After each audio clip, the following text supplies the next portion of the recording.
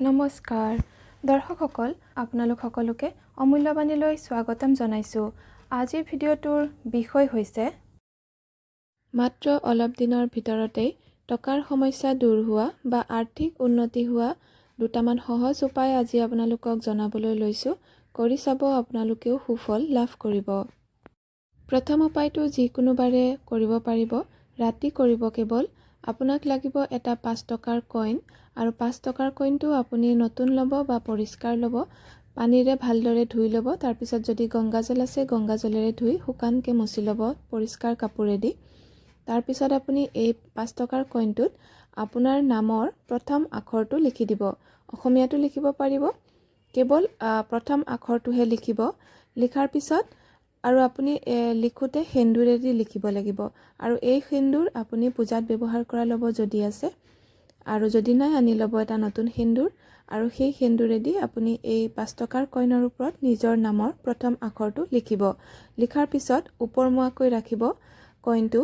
আৰু এতিয়া আপোনাৰ ঘৰত যদি টেৰেছ আছে বা পানীৰ টেংকি আছে, সেই পানীৰ টেংকিৰ ওপৰত আপুনি কইনটো থৈ দিব এৰাতিৰ বাবে। আৰু পিছদিনা ৰাতিপুৱা বেলি ওলোৱাৰ আগে আগে আপুনি কইনটো আনিব। আনি ৰঙা কাপোৰেদি মেৰিয়াই আপোনাৰ টকা পইচা থোৱা ঠাইত থ'ব বা আপুনি মানি বেগত থৈ দিব। আৰু গোটেই ৰাতিৰ বাবে এনেকৈ থ'ব লাগিব কিন্তু, আৰু কইনটো ওপৰমুৱাকৈ থ'ব। আৰু যদিহে আপোনাৰ ঘৰত পানীৰ টেংকি নাই, তেতিয়াহ'লে আপুনি খোলা জেগাত য'ত জোনৰ পোহৰ পৰে বা আকাশ বতাহ পোৱা যায়, তেনেকুৱা ঠাইত আপুনি খোলাকৈ ৰাখি দিব গোটেই ৰাতিৰ বাবে। দ্বিতীয় উপায়টো সোমবাৰে বা শুক্ৰবাৰে কৰিব পাৰিব। আপুনি গা ধুই পৰিষ্কাৰ কাপোৰ পিন্ধি এটা ঘট বা ঘটি ল'ব, নতুন ল'ব যদি পাৰে, আৰু মাটিৰ আছে যদি মাটিৰে ল'ব। আৰু সেই ঘটটোত আপুনি ভৰ্তিকৈ পানী ভৰাই তাতে এটা 5 টকাৰ কইন দি দিব। 5 টকাৰ কইনটো ধুই ল'ব পৰিষ্কাৰকৈ, তাৰপিছতহে দিব। আৰু দাগ চাগ নথকা ল'ব, যদি পাৰে নতুন ল'ব। 5 টকাৰ কইনটো ভৰাই দি ভগৱানৰ য'ত আপোনাৰ থাপনা আছে তাতেই ভগৱানৰ সন্মুখত থৈ দিব। আৰু সেন্দুৰেদি বা কুমকুমেদি আপুনি স্বাস্তিক চিহ্ন বনাই দিব ঘটটোৰ বাহিৰ দিশে। এনেকৈ কৰি আপুনি সদায় চাকি ধূপ দিব। আৰু ঘটটোৰ পানীখিনি যিখিনি আপুনি তাতে আছে ভৰাই থৈছে, সেই পানীখিনি আপুনি এমাহৰ মূৰত বা পূৰ্ণিমাৰ দিনা বা অমাৱস্যাৰ সময়ত গোটেই ঘৰতে ছটিয়াই দিব। আকৌ পুনৰ তেনেকৈ ঘটটোত ভৰ্তিকৈ পানী ভৰাই থৈ দিব।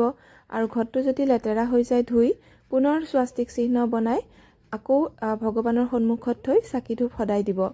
চাকি ধূপ যি ভগৱানৰ কাৰণে দিয়ে সেয়াই হ'ব, বেলেগে চাকি ধূপ দিব নালাগে। তৃতীয় উপায়টো কৰিব শুক্ৰবাৰে। শুক্ৰবাৰে গা ধুই পৰিষ্কাৰ কাপোৰ পিন্ধি এটা মাটিৰ ঘট ল'ব। আৰু মাটিৰ ঘটটোত আপুনি বাহিৰ দিশে স্বাস্তিক চিহ্ন আঁকি দিব। সেন্দুৰ বা কুমকুমেৰে বা হালধিৰে যেনেকৈ পাৰে আঁকিব। আৰু ভিতৰত আপুনি ভৰ্তিকৈ চাউল ভৰাই দিব। আৰু 5 টকাৰ কইন এটা ভালদৰে পৰিষ্কাৰকৈ ধুই এই চাউলখিনিৰ ওপৰত থৈ দিব, শুকানকৈ মুচি ল'ব। চাউল ভৰাই এই ঘটটো আপুনি পূজাস্থানত য'ত আপোনালোকে চাকি দিয়ে ভগৱানৰ সন্মুখত ৰাখি দিব। এনেকৈ থাকিবলৈ দিব সদায়, চাকি ধূপ দিব। আৰু এনেকৈ কৰিলেও আপোনাৰ আৰ্থিক সমস্যা দূৰ হয়, ঘৰলৈ টকা পইচা আহে। আৰু যেতিয়া এই চাউলখিনি বহুত পুৰণা হৈ যাব, ছাপ'জ 1-2 মাহৰ পিছত, তেতিয়াহ'লে আপুনি এই চাউলখিনি চৰাইক খাবলৈ দিব পাৰে বা মাটিত দি দিব পাৰে। আৰু পুনৰ নতুনকৈ এনেকৈ কৰি ৰাখি দিব।